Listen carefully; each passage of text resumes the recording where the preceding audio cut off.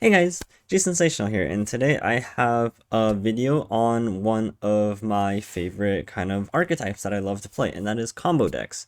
The reason why I am making this video is because I think that playing combo decks is a little bit different than playing an aggro deck and mid-range deck, even for like a control deck for that matter.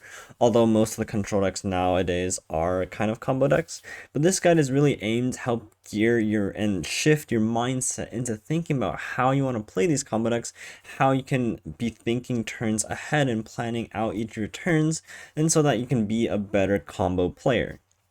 I think this is a very important aspect to learn, even if you're only playing aggro or mid-range decks, because the concept of thinking turns ahead, recognizing your win conditions, and when and how you're going to get to that endpoint is very important. So without further ado, let's jump right into it, and I hope you guys enjoy the video. Really quickly, to touch base on anyone who is unfamiliar with combo decks, or if I use the term combo decks, what exactly I'm referring to.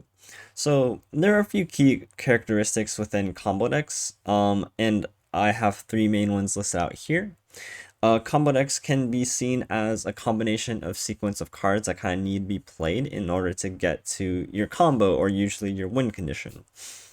Your combo is often your main win condition to quickly win the game right after you combo off. When you comboed off, when you successfully execute your combo, you're expecting that to significantly impact the flow of the game and try to win off of that. Other combo decks are sometimes very draw heavy. They might have tutors to help to get through your deck, but this mostly relates back into the sequence or combinations of cards that need to be played. I think that to a lot of players, when they think of combo decks, the one really big combo deck right now is Trundle Under Control, which aims to push out the Watcher. But expanding kind of your mindset on what exactly combo deck is, you can consider any harrowing deck to sort of be a combo deck. Harrowing relies on the turns leading up to when you play it to have played a certain sequence or combination of cards, usually minions in this case, to have a very powerful harrowing swing turn when you play it. The card that I really love is like Give It All, very similar to harrowing, except that you need the certain board state with certain attack powers and certain keywords on it in order to get the win condition that you need. And of course, decks like Twisted Fate in the past has been like Go Hard or like TF Fizz, where you just have a bunch of card draw, a bunch of high synergistic cards to each other, and you're cycling through your deck, loading up Twisted Fate, having Mind Meld on one end or like the Go Hard on the other side, to really just advance your own win conditions. So when we're thinking about combo decks, it's a lot more than just what kind of meets the eye, but a few key characteristics there, just a sequence of a few cards that are usually synergistic with each other, and having a win condition that usually happens right after you combo off. One of the very key differences to playing a combo deck is that you have to put yourself into a completely different mindset if you're used to playing like a aggro deck or a mid-range deck, and you have to be spending your mana very, very wisely. A lot of combo decks are kind of constructed in a way such that your combo doesn't really do much until you play all of your combo cards out, or you're often holding a couple of combo cards in hand, so that they'll usually be kind of dead cards that you can't play before you assemble all of your combo. And what this means is that on one hand, you have to commit mana to play some of your combo cards or to play some of your draw cards, but on the other hand, you also need to use your mana to play control cards, to remove your opponent's board, to stall out the game until you are able to assemble your own combo.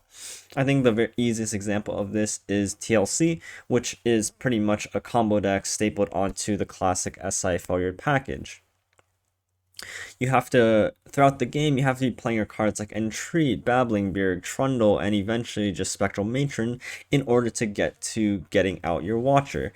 And while you're committing these cards, you have to take a turn, sometimes a turn, but 4 mana to play Buric, 5 mana to play Trundle, that you're not spending on playing cards like Avalanche or Withering Wail or Ruination. And so there's a trade-off between advancing your own combo and stabilizing and staying alive. So as you're playing throughout these turns, you have to ask yourself, is this a turn that I'm safe enough to commit my mana to advancing my combo pieces, or is this a turn where I absolutely need this mana to spend on removal options? This isn't your classic mid-range deck where you can simply just play your units on curve and then have some payout by either trying to get tempo. And this isn't really the case because in most combo decks, your cards, your combo pieces don't really have that tempo bonus or have the ability to be played a lot on curve or just swarming in the early game like an aggro deck either. I think one of the main key takeaways when thinking about how to put yourself into that combo mindset, apart from thinking about when you want to spend your mana, is really thinking about when you are trying to combo off. And then from that point, you want to think backwards and think about every step that you need to take before that turn where you want to combo. And of course, this term combo is very broad, and so I'll start off with a very simple example, which is your classic Eclipse into Aurelion Sol. So if you're playing a deck like Zoe Asol or Shyvana Asol, for example, you can even consider the 2-card combo of Eclipse Dragon into Asol on curve to be a pretty significant combo. Now, for the sake of this example, if you want to play Aurelion Sol on turn 8, which is the earliest you can play it, you have to play Eclipse Dragon on turn 7 with the Daybreak. And this is going to mean that you will not be able to play like single combat, sharp sight, or dragon's clutch on turn 7 unless you're wanting to stall your Asol onto turn 9, which in some cases you'll be forced to because you might not survive that turn, and then you have to think about, okay, I might not be able to Daybreak my Eclipse Dragon this turn, so I'm pushing my schedule back a turn.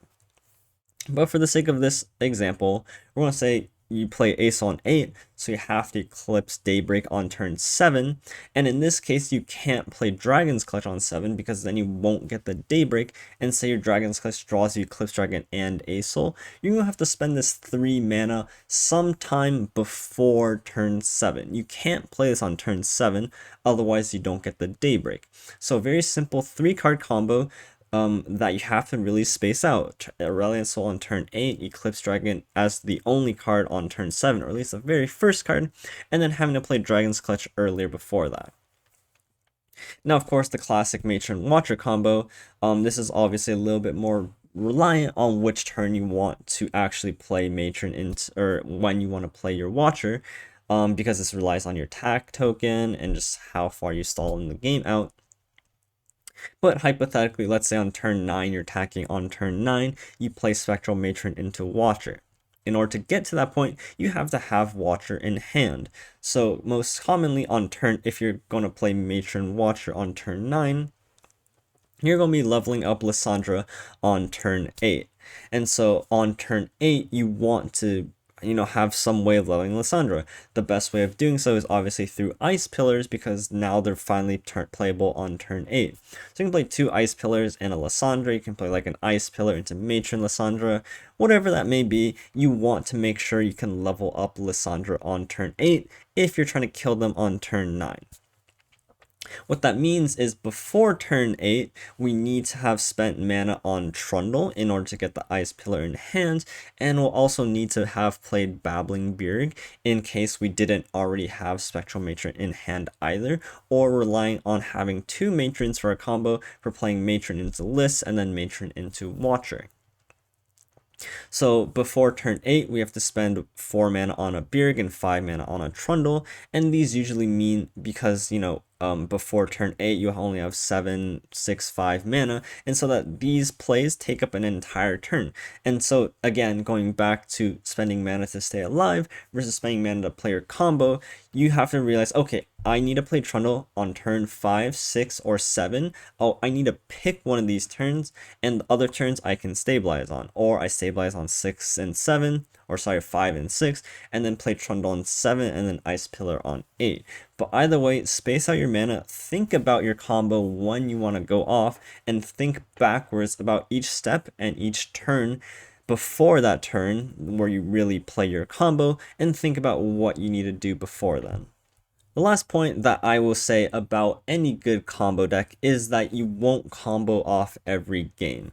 Now, most decks are built so that you can kind of reliably do so. Either they have a lot of tutor, a lot of draw, and just a high amount of consistency, but there will be games where you either simply don't draw your combo, or it's just not feasible to play your combo in that particular matchup. And you have to realize this pretty early on. Either it's a matchup dependent thing. For example, if you are a Harrowing deck and your opponent runs Deny, then maybe you have to consider the fact that, okay, I can't play Harrowing before my opponent taps under 4 mana, or if they played all their denies. And so, okay, I have to deviate off of that plan, and instead of playing Harrowing on turn 6 or 7, I just develop my board until I force my opponent into a bad situation. A deck like TLC. Some games you don't draw Lysandra, some games you don't draw enough matrons, for example, and now you have to deviate off of the plan of getting Watcher out and say, okay, I can't beat him with Watcher, but what my deck also does is I have Trundle with Overwhelm that gets a lot of stats. I have the Ice Pillars that grant Vulnerable. I have the Matrons that have Fearsome. And I can get in chip damage like 6, 7, 8 damage on my attack turns. And then try to finish the game off with like Ravines or Ice Shards.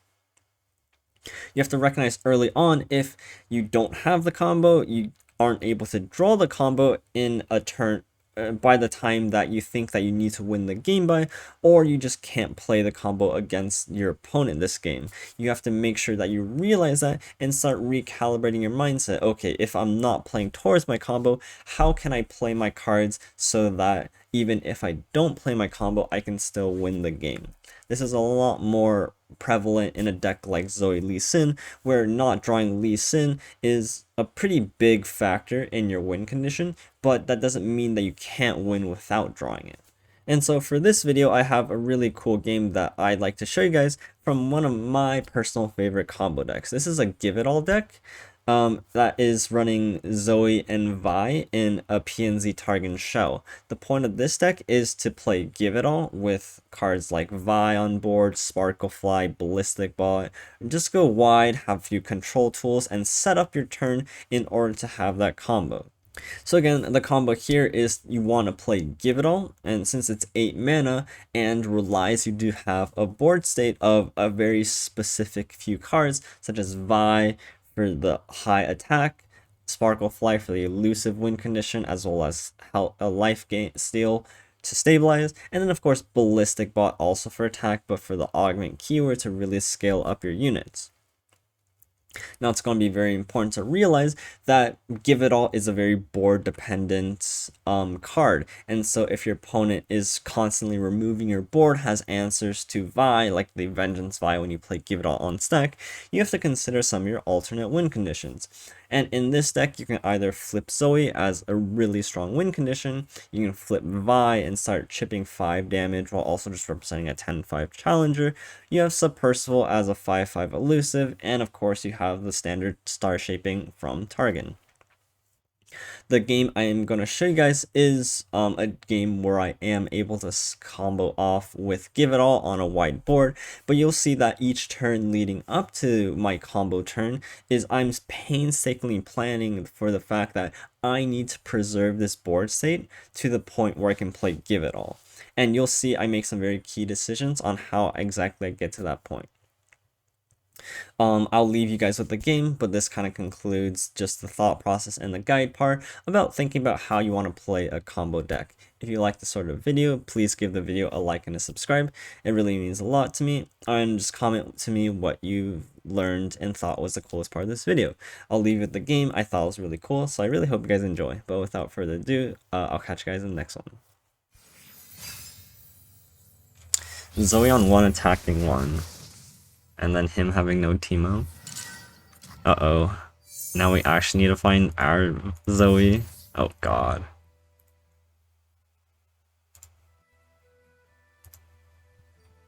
Wait, we're screwed here.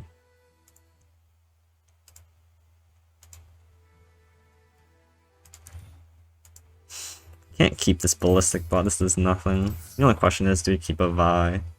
And that feels way too... keeping Vi feels way too optimistic. He full mold, so I guess we get a full mold.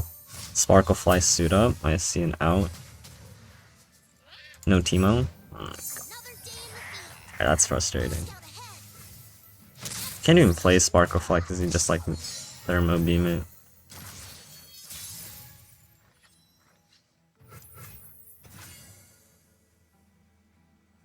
So just waiting for him to play like a 2-drop or something. I mean, we've already taken 10 puff caps. This game is like over.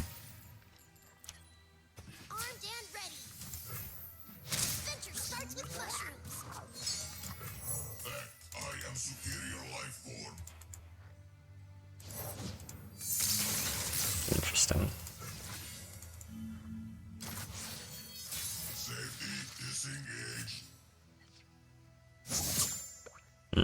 He could have had Sparkfly Mentor, but he just couldn't play like that.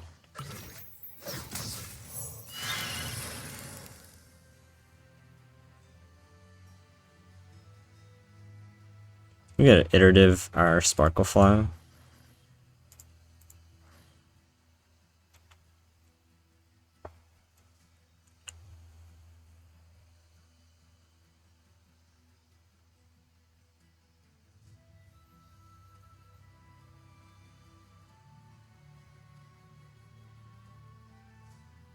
He's on 2-3 sisters. Mystic shot.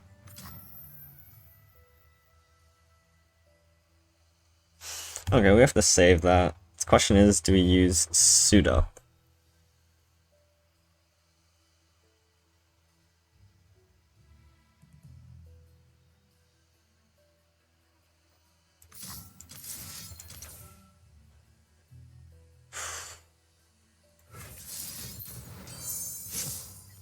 What are we looking for?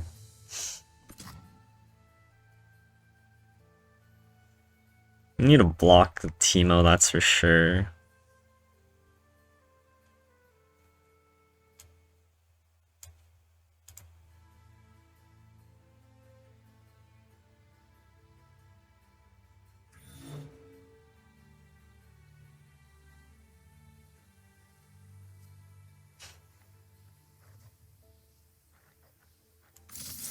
We need to make sure we have a Sparklefly.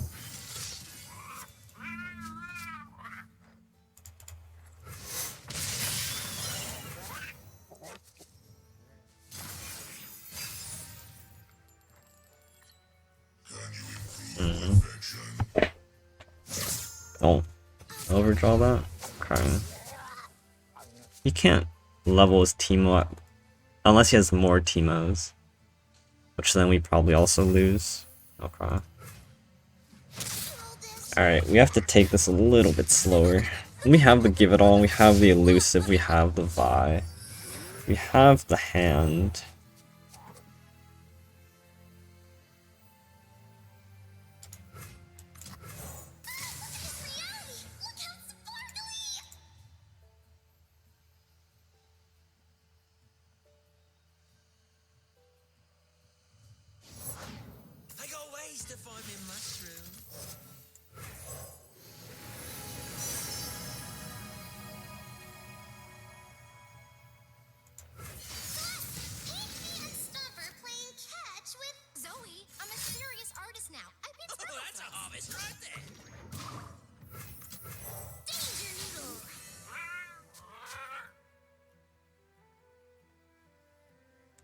He can't kill my Sparklefly at burst speed or fast speed.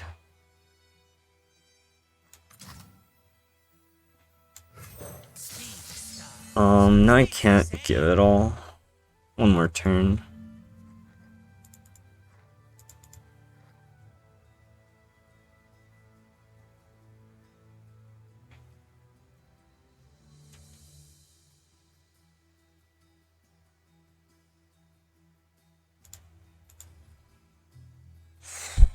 What a strange game. It's so close, but I'm not sure how I get there. That's fine. 3, 6, something.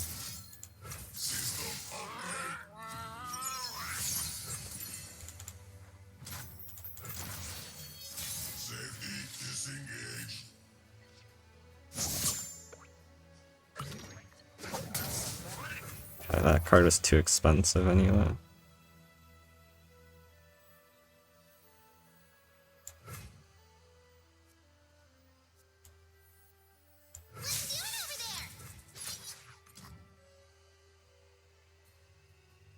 We don't even need to attack with Zoe here. We just need to make sure we go wide enough, play, give it all, and try to win the game. Like, our plan here is just to play Vi into Sparkle, right? But if he kills our Zoe here and our Teemo survives, we can't allow that either. 3, 6, 9. We don't even care if we get the star chart, like, we never have mana to play it. Worst case scenario, he has like an Ice Shard and wipes my whole board.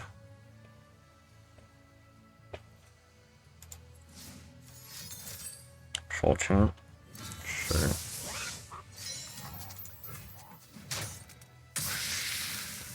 Just need him to not kill.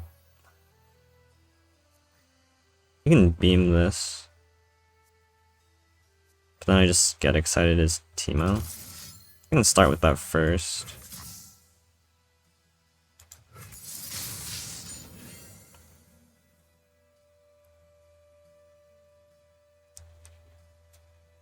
So this either forces out his 1 of Elixir, he has 2 more Troll Chants, another Teemo, or like a 3 Sisters. If he has a Fury this, I'm super happy because this lets me develop Sparklefly. And then if I can get Sparklefly to stick into like a... Okay, nice. Yeah, because I have blockers here. Not sure if that was necessarily the right move by him to try to save it. Because now I just need a... Because he can't kill this at fast speed. He'd have to use exactly... Oh, that's such a good draw.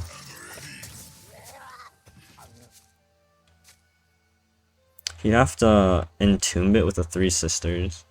Or have like 2 Mystic Shots. We have suit ups to protect it. We have the Vi, we have the Ballistic Bot for attack. So we just need an Elusive to survive. Means we also need to play Vi this turn, open, like, give it all next turn. So if we need to play Vi this turn, we have 4 mana. So 2 of that's probably going to suit up as well. I'm feeling pretty confident in this spot.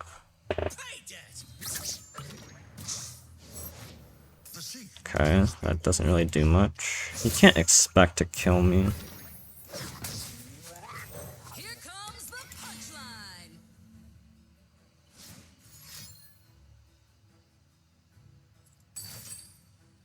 Why is he killing that? I'm confused.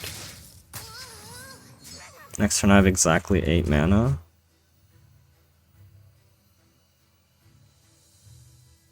Why would he kill Zoe? Was Zoe actually leveling there?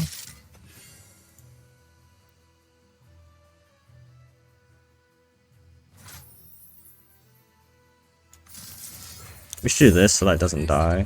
Like, you can have some, like, Mystic Ice Shard. We just need to play around that. Alrighty. This is what we've been setting up for.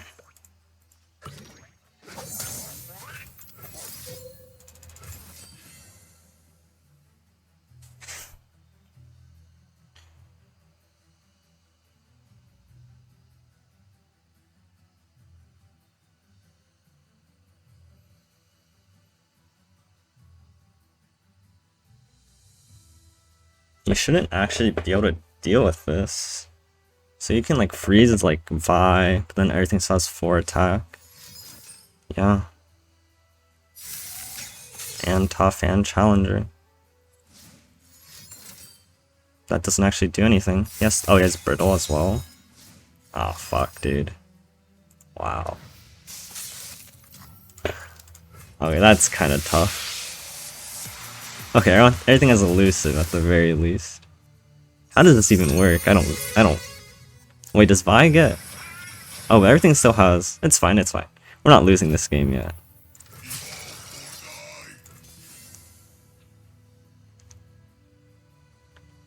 Can we lose this game? I don't know how we lose this game. We have the star shaping. He can't kill us realistically. He needs Ezreal, which he is flipped, but we have a Hush. Everything still has like a lot of attack here. We just need to not die, and we have star shaping Hush to do that. Like, his team was never gonna connect. He has to kill us next turn. Which, you know, is still possible. He has to have Ezreal though.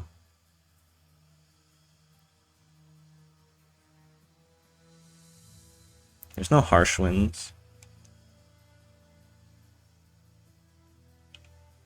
I'm actually not sure how this worked. Like, I guess after the flash freeze, like, because it only affects the base.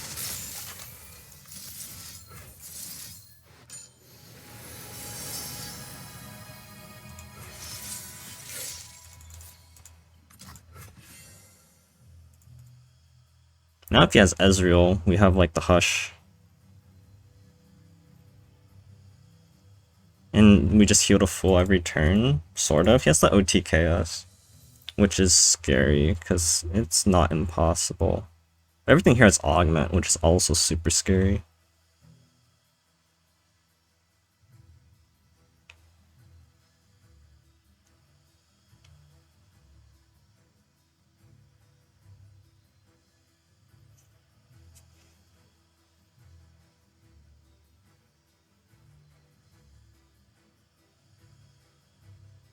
Come on!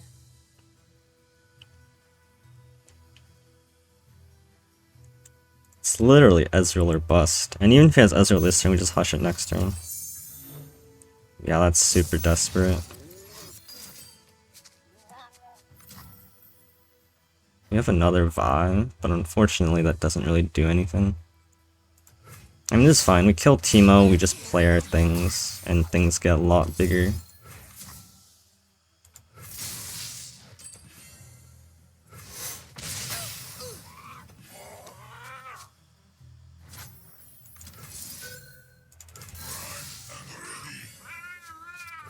He's kind of low on the freeze thing.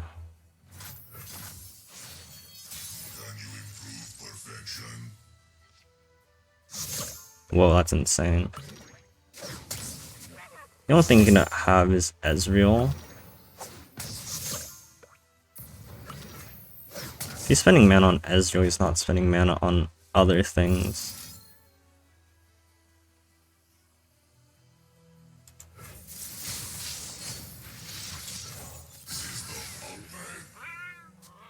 You'd have to like kill these with like Thermo.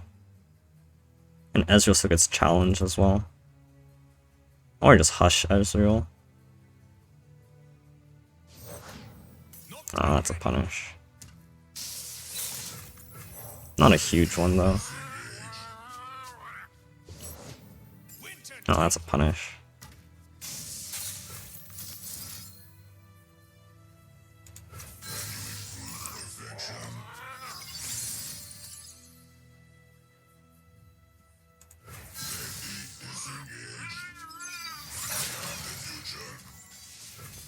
We have the suit up for 3 extra damage. Hush for 1 extra damage. It's annoying. Oh, he's still dead with the suit up. So Troll Chant saves him. And this Hush doesn't push anything though.